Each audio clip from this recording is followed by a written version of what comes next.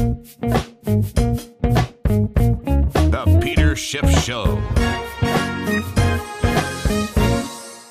Well, what a difference a week makes, or maybe an economic report. You know, the two big reports that everybody seems to focus on are the GDP numbers and the jobs numbers. And, you know, it seems that the weaker the economy is, as measured by GDP, the more jobs somehow the economy seems to create. We got the jobs report for July on Friday, and just a week earlier, we got the GDP for the second quarter.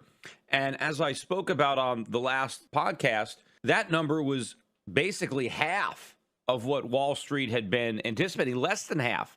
They were looking for, I think, 2.4 or 2.6, and we got 1.2. But even worse, we went back and revised down the prior two quarters to below 1%. So that very weak number got people talking about, the Fed can't raise rates, the economy is weaker than we thought, are we slipping back into recession?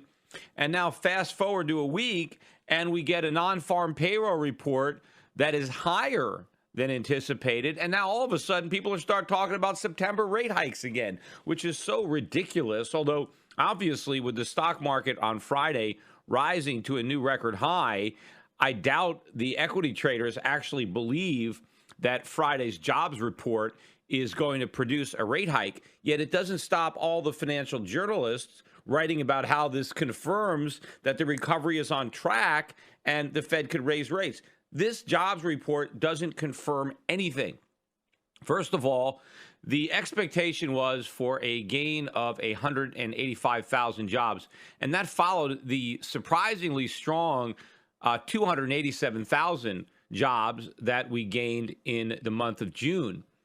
And I had thought probably they might revise that downward since it was so high. In fact, they revised it up to 292. And the number for this month was 255,000, which was well above estimates. The unemployment rate, though, was supposed to drop down to 4.8. That didn't happen. It held steady at 4.9, but still below 5%.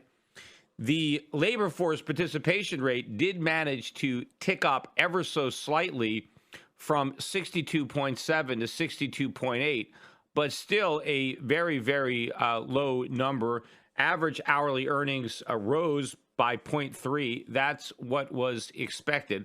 Overall, everybody was looking at this jobs report as if it was, strong across the board and indicative of a healthy economy. But once again, rather than reflecting a strong economy, all these jobs numbers do is reflect the transformation of the economy from full-time to part-time work. Because remember, the jobs numbers do not differentiate between full-time and part-time work.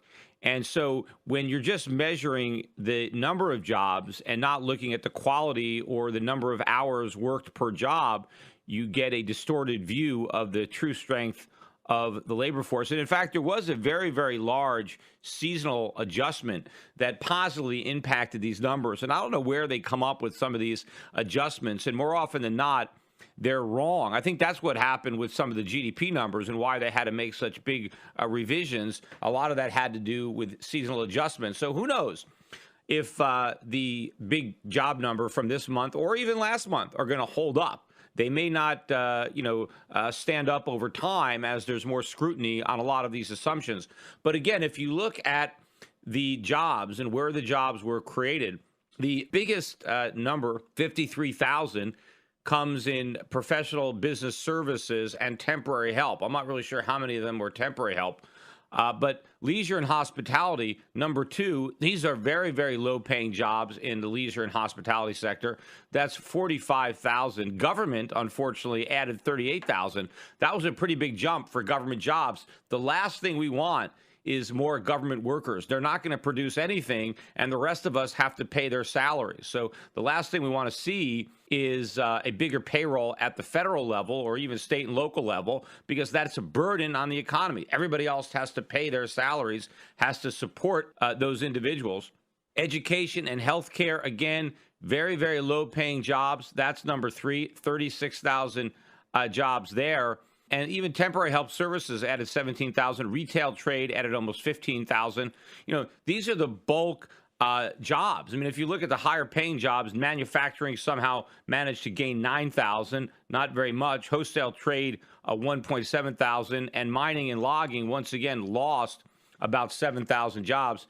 Those are much higher paying jobs. A guy loses his job in the mining industry and he gets a job in food services industry. That is a huge step down in the income levels. Of course, all of the fanfare surrounding this better than expected jobs number, basically, if you look at all of the other anecdotal evidence that keeps coming out, it certainly doesn't look like we're producing a lot of jobs. In fact, we got the trade deficit numbers that also came out on Friday. Very little attention paid to that, but the trade deficit jumped to a new 10-month high. The number was much worse than had been anticipated. The deficit, which was expected to be $43 billion, which was an increase from the $41 billion from the previous month, it ended up going up to $44.5 billion. That's a pretty big jump. That is almost $1 billion higher than the top end estimate of what the deficit would be. Now, of course, this is going to weigh down on second quarter GDP, which was already, reported at 1.2. Based on the size of this trade deficit, there's a good chance that the GDP just on that might be revised slightly below 1%. But of course, there's other bad economic news that has been coming out. But, if we have more people employed, why aren't we producing more stuff? Well, because the people who are employed aren't employed in goods producing industries. Therefore, when they take their paychecks and they buy something, they're buying something that is imported. By the way, also on Friday, we got another piece of news that should question the reliability of this jobs report, and that is consumer credit. Consumer credit grew at its slowest pace in 4 years. Now, I think it's a good thing that consumer credit is slowing down, consumer credit growth, because I don't think we should have consumer credit. I think it is a waste of scarce savings. Not that we have much savings, but you don't want to borrow money to consume. You want to borrow money to produce, because when somebody borrows money to produce, they have a means of repaying the loans. If a businessman borrows money to buy some equipment that increases the productivity of his workers, the loan, the interest and the principal are repaid based on the added income that is generated from the increased productivity. That's smart, right? If you can borrow $10,000 and by borrowing $10,000, you get an extra $20,000 of profits, well, you can pay off the $10,000 loan out of your increased profits, and the borrower is better off. The lender is also better off because he got his money back and he got interest. So everybody benefits, the lender and the borrower. But if you borrow money to consume, if I borrow money and go out and take a vacation, the vacation doesn't generate any income to repay the debt. Or if I borrow money to buy a new big screen TV, that TV doesn't generate any cash flow. I mean, it's not like I'm selling tickets and my neighbors are coming over to watch my television and it's going to give me any cash flow. So to the extent that I borrow money to consume, the only way that I can repay the debt is to consume less in the future, because I have to repay the debt plus interest. So it's not a win. It is a loss for the borrower, because ultimately consumer loans diminish your consumption unless you end up defaulting on the loan, in which case you screw the creditor. So either the borrower or the lender is going to lose when it comes to consumer credit. Meanwhile, since credit is not unlimited, it is scarce. To the extent that consumers are borrowing, that means there's a smaller pool of savings available to finance capital investment. And it's the capital investment that grows the economy. So consumer credit is a bad thing. It's unfortunate that the U.S. government encourages it. But when you have a bubble economy and everything is based on people spending money and there's no good jobs, well, the only way they can spend money is to go deeper into debt. And that is what's going on. But if you look at the numbers that we got for June, the reason there was a big drop in consumer credit was because there was a big drop in the rate of increase of auto loans. Now, both auto loans and student loans are at record highs in June, but the pace of increase has slowed markedly. And I've talked about that on the last couple of podcasts. We've got a lot of evidence coming out that suggests that auto sales are really, really slowing down. Now, why is that? If we're creating all these jobs, then why aren't the newly employed workers buying new cars? Most likely because if they are getting a job, it's not a high enough pay to afford a new car. Meanwhile, credit card debt really spiked up. Now, I know there are going to be people who are going to say, you see, that's a good sign that credit card debt is going up because, see, people are getting jobs. And now that they have jobs, they're confident about their ability to repay their loans. So they're going to go out and buy some new stuff on their credit card because of the confidence that they have from having a new job, except that retail sales have been very weak. Not only at the department stores, and we got more bad earnings from a bunch of retailers again this week, but I mentioned on the last podcast about the big weakness in restaurant sales.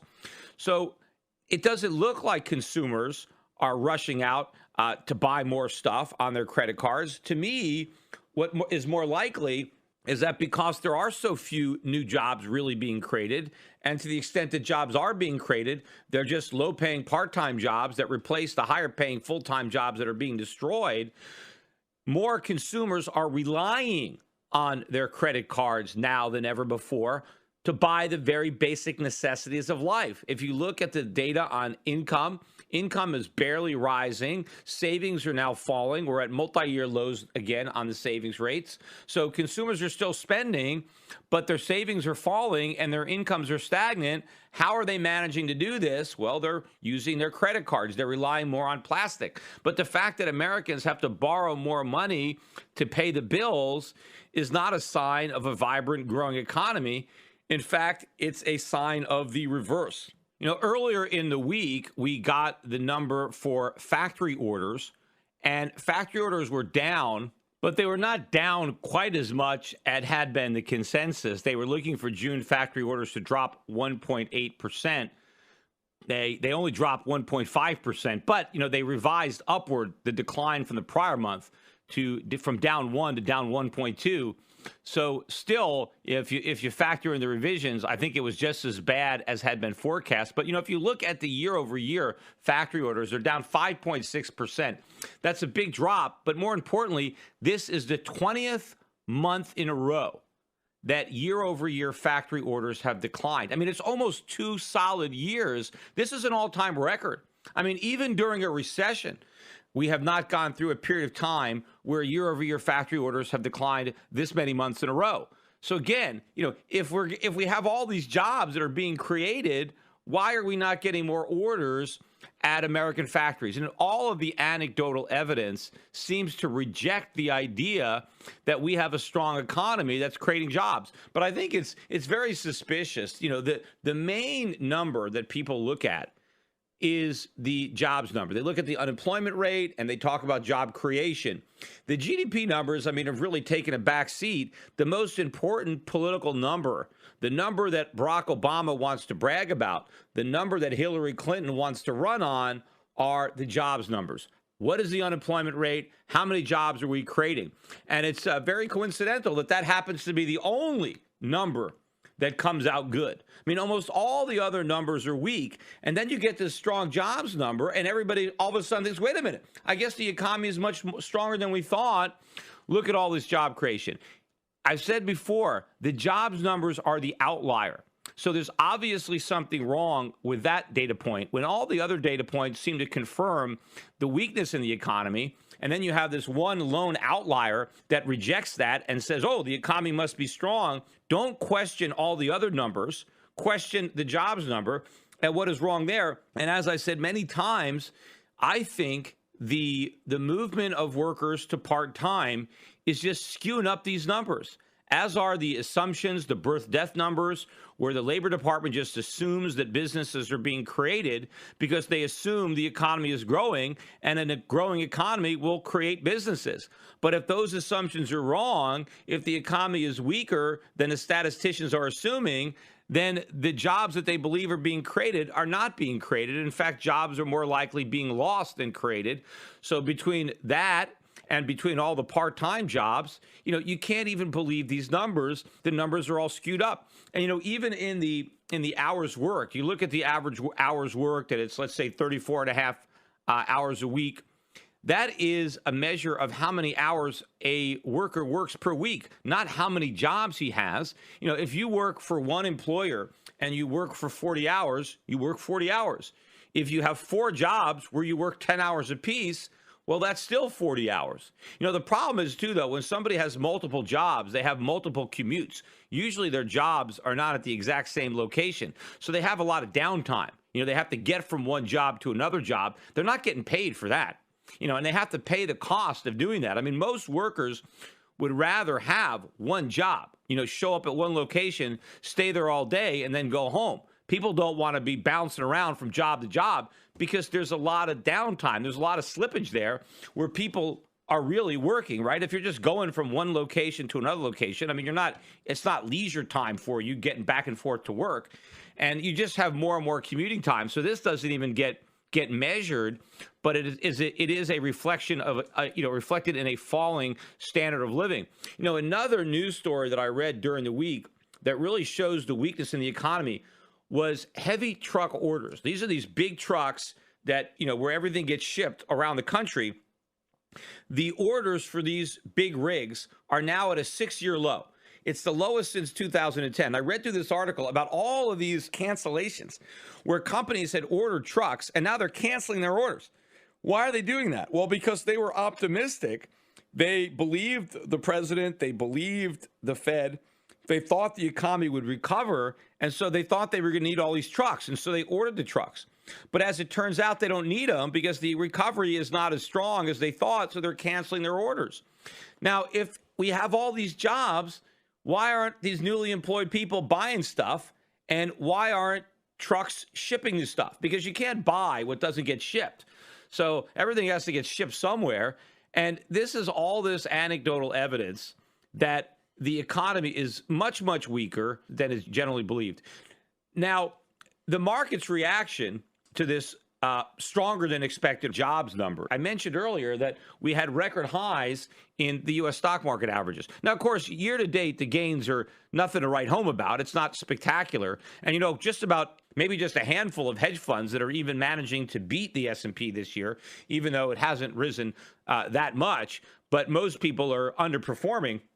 But the fact that the markets went up in response to this number, I think shows me that they know that the Fed's not going to be hiking rates in September based on this number. Because believe me, if the stock market thought that this put that rate hike on the table, they would have been selling. Because good news is bad news when it comes to the stock market, because the only thing propping up the stock market is cheap money. And in order to keep the cheap money flowing, the news has to be bad. If the news really is good and the cheap money goes away, well, then you knock out the props beneath the market. We saw that in January in response to that one tiny rate hike in December when people thought that more rate hikes were coming. But if you look at the reaction in gold, now last month when we got the stronger than expected non-farm payroll number, gold sold off, but then quickly recovered its gains. That didn't happen this time. Gold dropped about $10, 12, maybe actually about $15 right away. Then it rallied, tried to, maybe down about $9, and then it couldn't rally anymore, and it ended up closing off about $25. But given that gold was practically at a new high for the year before the number, and silver, I think, was at a high for the year before the number, the fact that these markets pull back is not a surprise. What shows me that the markets are not really anticipating a rate hike is the fact that gold was not down $50 or $60. It was only down 25, and it fell from a very, very high level. So despite the decline, we still closed at 1335.40 on the week. Silver, though, was down 65 cents, but still 1966 is still a relatively high price for silver relative to where it's been trading during the year. So yes, a pullback is to be expected when you get a number that's much stronger than expected. But the fact that these metals did not get beaten up even more, considering how high they were, and considering all the talk, right? Oh, no, this is a game changer. This puts the rate hike back on the table. Again, it shows that the Fed is losing its credibility as the markets realize it doesn't really matter what the jobs number is. The Fed can't raise interest rates. In fact, what happened during the week was another central bank, the Bank of England, cut rates, cut them. Now, this is the first time they've done that in, 5 or 6 years. I forget the exact number, but their interest rates are down to 0.25%. So basically their rates are now as low as ours, right? Because we went up from 0 to 0.25, and now they went down from a half to 0.25. This is the lowest interest rates in the UK have ever been. They've never been at 0 yet, but they're basically there, right? 0.25. And they also surprised the markets by announcing a increase in their quantitative easing program. So now they're going to be printing even more money to buy even more bonds. In fact, they're even going to be buying corporate bonds. And again, if you listen to what they were saying to justify their rate hike, the most important reason for it was to ensure that they meet their inflation targets, meaning to make sure that the cost of living rises sufficiently to meet the bank's target. I mean, think about this. Look at how much the pound has lost value since the Brexit vote, right? A big drop in the value of the pound. I mean, you think the last thing that the central bank should be worried about is not having enough inflation, right? Because a weaker pound means that you now need more pounds to buy things. So a weak pound is already increasing the cost of living for Brits. And certainly to the extent that they want to travel anywhere, those costs are going to be more and more expensive as the British pound buys fewer units of other currencies. Certainly anything that the British want to import is going to be more expensive, and anything they produce with imported components is going to be more expensive. The cost of energy is going up, commodity prices. So you would think the last thing that they should be worrying about is not enough inflation, right? Not enough of an erosion in the value of their currency, not a big enough increase in the cost of living. No, these morons at the Bank of England want to make sure that prices rise even faster, that the value of the pound diminishes even more, and so they are promising to print more money to create more inflation. You know, what really they need to be doing in the UK is cutting back on government regulation. Yes, they're going to get away from all the regulations supposedly of the EU, although I have no idea how long this Brexit process is going to take. But that's what they should be doing, is shore up the British economy. They need fewer regulations. They need less government spending. They need lower taxes. They need higher inflation, like a hole in the head, right? The last thing that's going to benefit Brits is a rising cost of living. I mean, they seem like they're going to get that anyway, thanks to the depreciation in the value of the British pound. Now, by the way, the British pound probably is bottoming out here against other fiat currencies, because it did have a big drop, because, you know, they're not the only fiat currency where they're printing a lot of money trying to create inflation. But it shows you the foolishness of the mindset. Yet nobody questions this. You know, they have these press conferences, all these reporters write about it, and nobody talks about why this is so important to the central bank. Why, with all the things that they could be worrying about, is the thing that worries them the most that the cost of living won't rise fast enough, that people in Great Britain, even though they're going to have to pay more for things, that they're not going to have to pay 2 or 3% more, that only paying 1% more is a problem, but it'll be great if they can only pay 2 or 3% more. Nobody even questions how ridiculous this theory is, yet it justifies slashing interest rates, printing all this money. And again, if lowering interest rates worked, they would have already worked. You shouldn't have to be at 0.25 if it worked. You know, if you start cutting rates and they're at 5 or 6%, and you get down to 1% and you haven't had the desired effect, the logical thing is to say, maybe this doesn't work. Maybe we should try something different. Maybe just cutting interest rates isn't really the key to economic growth. No, they just keep on going. And then when they get to a quarter, and if it doesn't work, they go to 0. And then if 0's not low enough, they go negative, right? They will never acknowledge a mistake, right? It's the definition of insanity. You repeat the same thing over and over again, and every time you do it, you expect a different result. Why do these central banks expect that a new rate hike will turn out to be any more effective than the last rate hike, right? It's hope springs eternal when it comes to QE and rate cuts, just like with the Atlanta Fed and their forecasts of GDP. You know, I mentioned earlier in the podcast the GDP numbers that we got for the second quarter and the reductions from the prior two quarters, over the last 9 months, the U.S. economy has grown at just under 1%. And from the data that's come out, it looks like the 1.2% that we got in the second quarter is going to be revised down as well. I think there's a good chance that that's going to be revised to sub 1%. But as they always do, the Atlanta Fed, now that the second quarter is in the history books, or at least the first estimate, now they start estimating what they think the third quarter GDP is going to be. And you know where they are? 3.8%.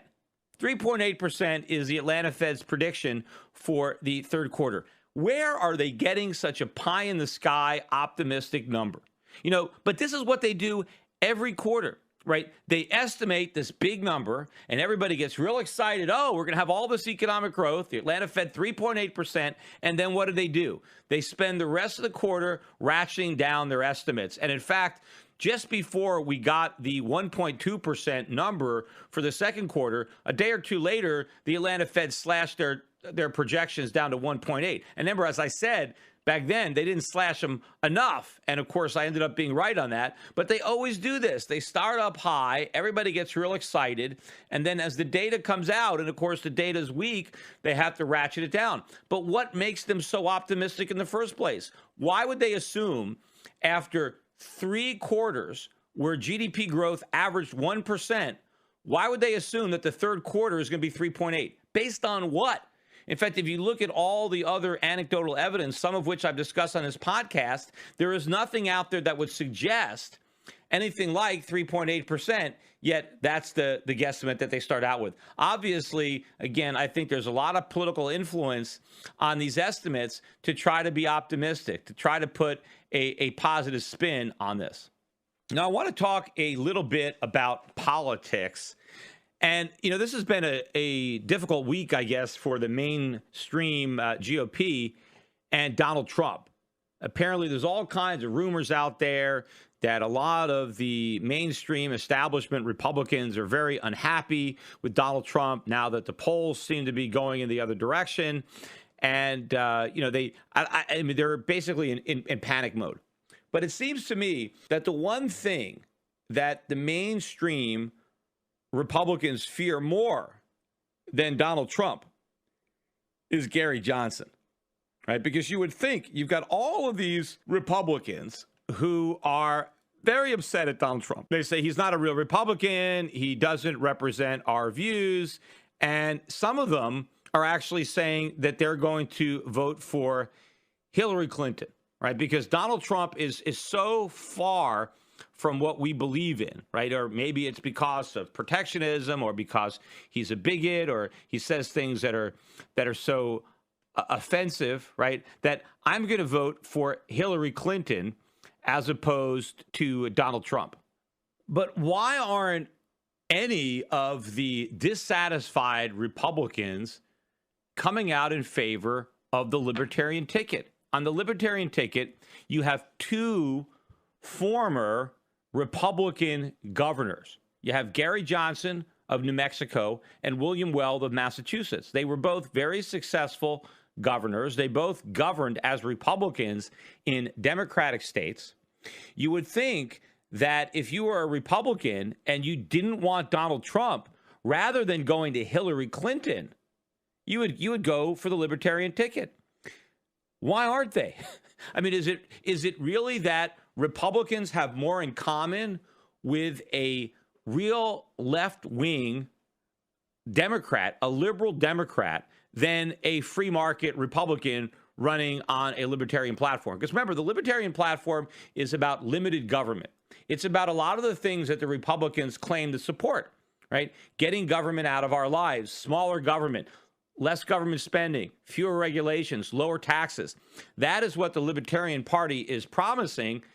Yet the Republicans are saying, no, we want to reject that. We would rather vote for Hillary Clinton, who's promising more government spending, higher taxes. We as Republicans, we have more in common with Hillary Clinton than we do with Gary Johnson or William Weld. And we're willing to overlook the fact that she's a criminal, the fact that she's dishonest, her record of dishonesty, and the most recent scandal with her emails and her lying to Congress and her jeopardizing national security. We are willing to overlook all of that, and we're going to vote for her anyway, because voting for Gary Johnson or William Weld, well, that's just unthinkable. We couldn't possibly vote for people who want to cut government. Right? We couldn't possibly vote for people who want less government spending, who want lower taxes, who really want these things. So we're going to vote for the Democrat. I mean, does it make any sense that this would happen? Now, some people could say, well, maybe they like Gary Johnson, but they know it's a waste of vote, right? Because there's no way a third party could win. Oh, yeah, there is. There's a very easy way. In fact, if the Republican establishment really liked the Libertarian ticket, they would win. Gary Johnson could be the next president of the United States. And here's how. He doesn't have to win the popular vote. Because remember, our elections are not determined by who gets the most votes.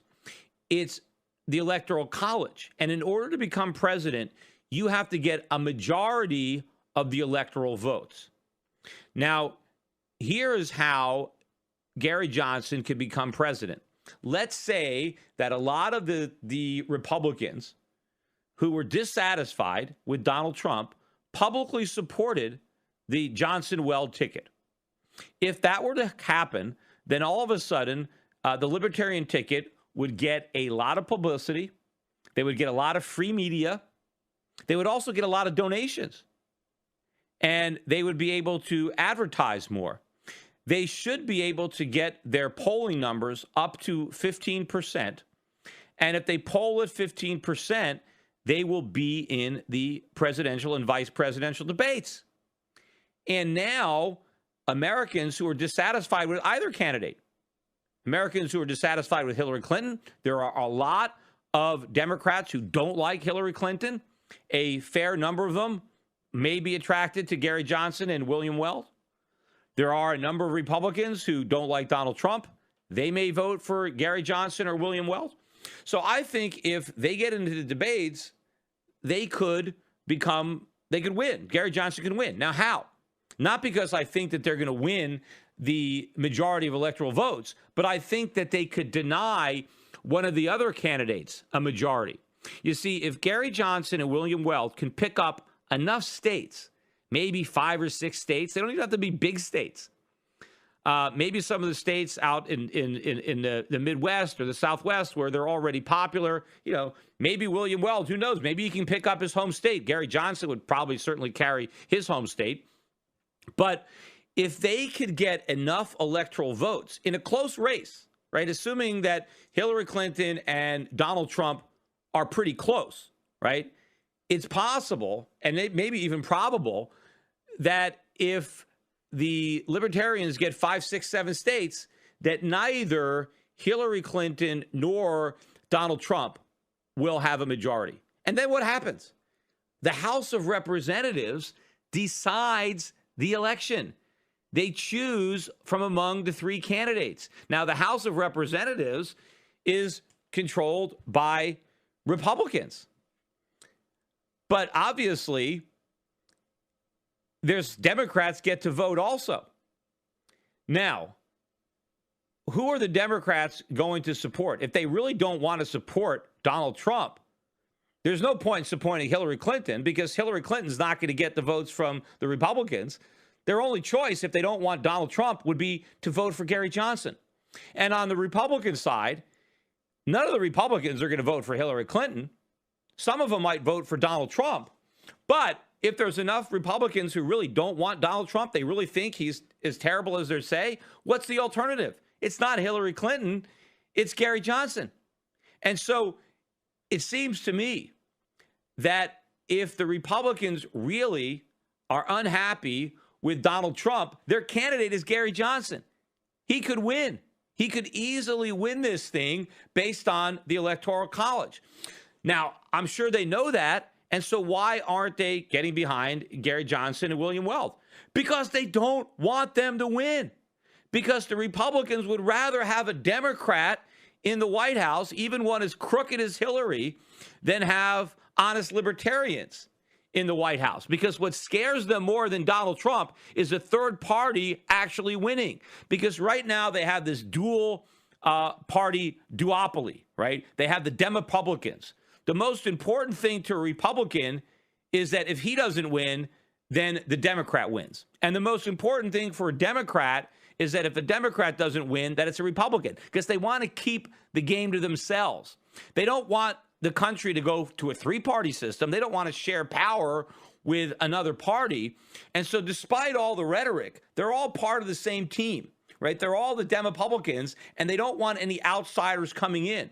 So even though there is a viable path to preventing Trump from being president, if in fact that's what you want to do, nobody wants to take that path because it involves Gary Johnson and William Weld as a third party, right? As libertarians, they do not want to validate the Libertarian Party. They don't want to raise it up enough so that they have to worry about the Libertarian Party in future elections, and not just presidential elections. I mean, if there was a Libertarian president and the party were legitimized and more people knew about it, what about local races? What about in the House or the Senate or maybe in state races, right? That's the last thing the Republicans want, is to open up that door. They don't want to have to worry about the libertarians. So they would rather sacrifice whatever principles they claim that they believe in when it comes to limited government, and instead embrace Hillary Clinton. I mean, it doesn't even matter who the Democratic nominee is, how corrupt they are, how far to the left they are. It could even be Bernie Sanders, right? If Bernie Sanders was preaching socialism, Republicans would still be saying, well, let's vote for Bernie Sanders, rather than even acknowledge the existence of Gary Johnson and William Weld. Today's financial advisors behave like pro wrestling TV commentators. They scream that the recovery is strong, debt is manageable, inflation is low, and that the Federal Reserve has everything under control. They may be oblivious, but the danger is real. Looking beyond the media hype can open a world of broader investing ideas. Euro Pacific Capital is a registered investment advisor that offers stock-focused wealth management services that closely follow the strategy of our founder and CEO, Peter Schiff. We concentrate on those countries that are more closely in tune with Peter's vision of how capitalism is supposed to work. And these investments are not hard to find, provided you know where to look. Isn't it time you change the channel and let Euro Pacific put a little reality back into your portfolio? If you live in the United States and have $25,000 or more to invest, call 800-727-7922. That's 800-727-7922. Non-U.S. residents access similar strategies through Euro Pacific Bank at europacbank.com. Euro Pacific Capital and Euro Pacific Bank are affiliated companies. The expectation was for a gain of 185,000 jobs, and that followed the surprisingly strong 287,000 jobs that we gained in the month of June. And I had thought probably they might revise that downward since it was so high. In fact, they revised it up to 292. And the number for this month was 255,000, which was well above estimates. The unemployment rate, though, was supposed to drop down to 4.8. That didn't happen. It held steady at 4.9, but still below 5%. The labor force participation rate did manage to tick up ever so slightly from 62.7 to 62.8, but still a very, very low number. Average hourly earnings rose by 0.3. That's what was expected. Overall, everybody was looking at this jobs report hold up. They may not, stand up over time as there's more scrutiny on a lot of these assumptions. But again, if you look at the jobs and where the jobs were created, the biggest number, 53,000, comes in professional business services and temporary help. I'm not really sure how many of them were temporary help. But leisure and hospitality, number two, these are very, very low-paying jobs in the leisure and hospitality sector. That's 45,000. Government, unfortunately, added 38,000. That was a pretty big jump for government jobs. The last thing we want is more government workers. They're not going to produce anything, and the rest of us have to pay their salaries. So the last thing we want to see is a bigger payroll at the federal level or even state and local level, because that's a burden on the economy. Everybody else has to pay their salaries, has to support those individuals. Education and healthcare, again, very, very low paying jobs. That's number 3, 36,000 jobs there.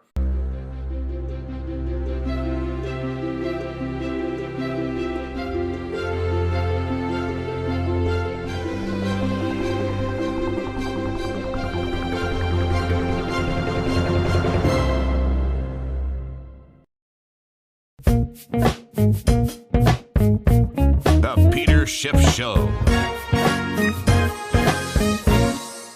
Well, what a difference a week makes, or maybe an economic report. You know, the two big reports that everybody seems to focus on are the GDP numbers and the jobs numbers. And, you know, it seems that the weaker the economy is, as measured by GDP, the more jobs somehow the economy seems to create. We got the jobs report for July on Friday, and just a week earlier, we got the GDP for the second quarter. And as I spoke about on the last podcast, that number was basically half of, as if it was, strong across the board and indicative of a healthy economy. But once again, rather than reflecting a strong economy, all these jobs numbers do is reflect the transformation of the economy from full-time to part-time work. Because remember, the jobs numbers do not differentiate between full-time and part-time work. And so when you're just measuring the number of jobs and not looking at the quality or the number of hours worked per job, you get a distorted view of the true strength of the labor force. And in fact, there was a very, very large seasonal adjustment that positively impacted these numbers. And I don't know where they come up with some of these adjustments. And more often than not, they're wrong. I think that's what happened with some of the GDP numbers and why they had to make such big revisions. A lot of that had to do with seasonal adjustments. So who knows if the big job number from this month or even last month are going to what Wall Street had been anticipating, less than half. They were looking for, I think, 2.4 or 2.6, and we got 1.2. But even worse, we went back and revised down the prior 2 quarters to below 1%. So that very weak number got people talking about, the Fed can't raise rates, the economy is weaker than we thought, are we slipping back into recession? And now fast forward to a week, and we get a non-farm payroll report that is higher than anticipated. And now all of a sudden, people are start talking about September rate hikes again, which is so ridiculous. Although, obviously, with the stock market on Friday rising to a new record high, I doubt the equity traders actually believe that Friday's jobs report is going to produce a rate hike. Yet it doesn't stop all the financial journalists writing about how this confirms that the recovery is on track and the Fed could raise rates. This jobs report doesn't confirm anything. First of all, the expectation